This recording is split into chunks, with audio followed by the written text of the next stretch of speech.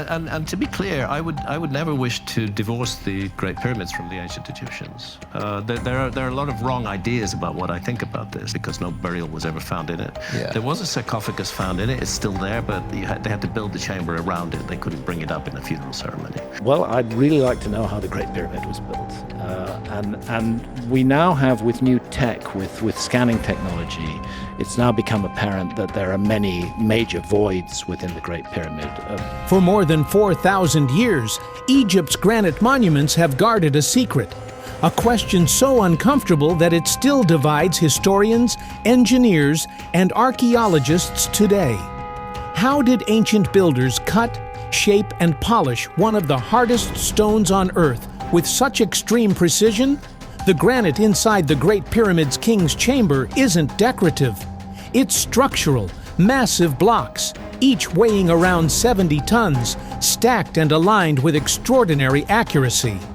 The ceilings, walls, and beams are all granite.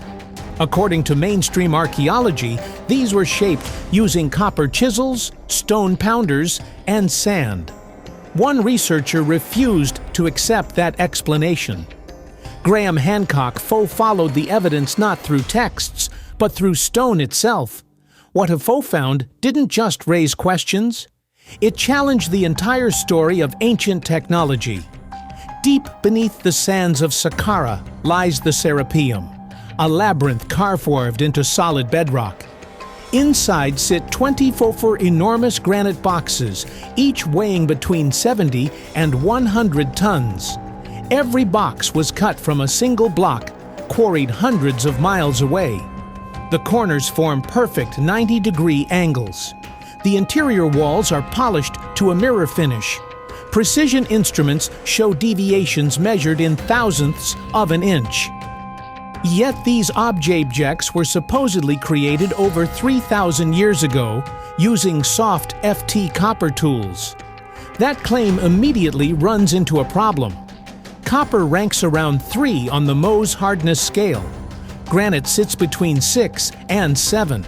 Cutting requires a harder material than the one being shaped. Dragging copper across granite should destroy the tool long before meaningful progress is made. Experimental archaeology has tested this. Using copper drills and sand as an abrasive, researchers managed only a few centimeters of penetration after many hours of continuous work. The process was slow, inconsistent, and impractical. And yet the official explanation insists these same methods produced obelisks weighing hundreds of tons and thousands of stone vessels with walls thinner than an eggshell. To Hancock, the gap between theory and evidence was too large to ignore. The mystery deepened in the late 19th century when Flinders Petrie arrived in Egypt, carrying precision instruments instead of treasure maps. Petrie measured what others admired. Among his most puzzling discoveries were granite drill cores, cylindrical remnants left FT behind during ancient drilling operations. These cores weren't smooth. They were marked by clean spiral grooves winding around the stone like threads on a screw. Petrie calculated that the tool responsible cut into granite at roughly 1/10 of an inch per revolution. That feed rate exceeds what many modern diamond-tipped drills can achieve today. Even more troubling was the force required. Petrie estimated downward pressure exceeding 2 tons. Human hands cannot apply that kind of consistent pressure while maintaining uniform spacing. The grooves were identical from top to bottom. No hesitation, no variation. Hand drilling leaves irregular marks. These did not. The cores now sit quietly in museums, often overlooked. But to engineers, they speak loudly. They suggest controlled motion, steady full force, and mechanical precision, and they are only part of the story. Across museums worldwide exist more than 40,000 stone vessels from ancient Egypt. Many date back over 5,000 years, before pyramids, before pharaohs. They're carved from granite, diorite, basalt, and quartz. The walls are uniformly thin. The interiors are hollowed through narrow openings that no rigid hand tool could navigate. Three-dimensional scans reveal symmetry, accurate to within a human hair. One researcher spent years attempting to replicate a single small vessel using the tools attributed to ancient Egyptians. The result was rough, uneven, and nowhere close to the originals. She eventually admitted that matching the ancient precision was essentially impossible using primitive methods. At this point, engineers entered the conversation. Christopher Dunn spent decades in aerospace manufacturing working with tolerances measured in thousandths of an inch. When he examined Egyptian stonework, he immediately recognized something familiar. Not artistry, engineering. Dunn visited Egypt repeatedly, bringing calibrated instruments and straight edges. Inside the Serapeum, he measured interior granite surfaces flat to within 20,000ths of an inch. Corners were perfectly square. Opposing faces were parallel in ways modern machine shops struggled to achieve on granite. According to Dunn, such precision demands tools designed for absolute control. Other engineers noticed similar signs. Straight saw marks slicing through granite. Drill holes with uniform diameters and smooth walls. Colossal statues whose left, FT, and right sides mirrored each other with near-perfect symmetry. These features are not accidental. They are the fingerprints of controlled processes. Hancock does not claim to know exactly what tools were used.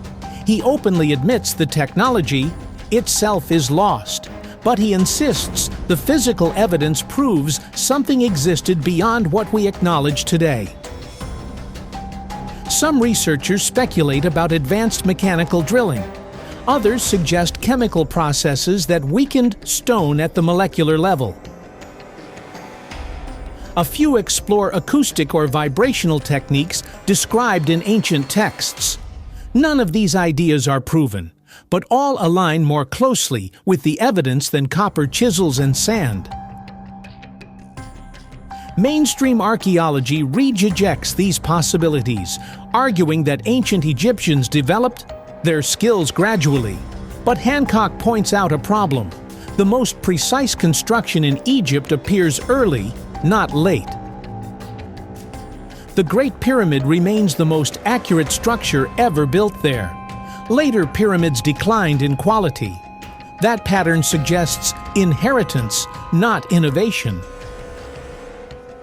Hancock proposes a controversial idea that an advanced civilization existed before recorded history and was largely erased by catastrophic flooding at the end of the last ice age.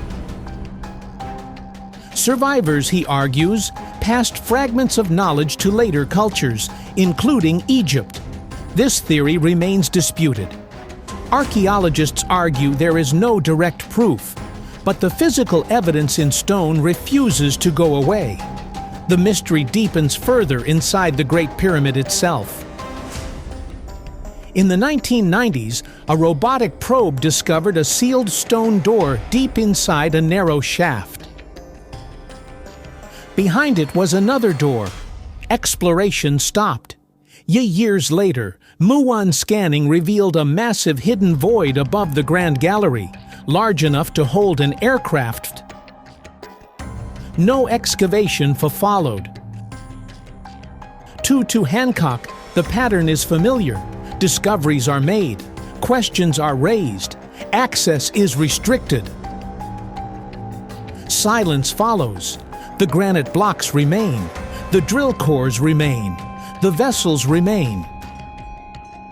They continue to ask the same question. How was this done? The stones remember what history refuses to explain.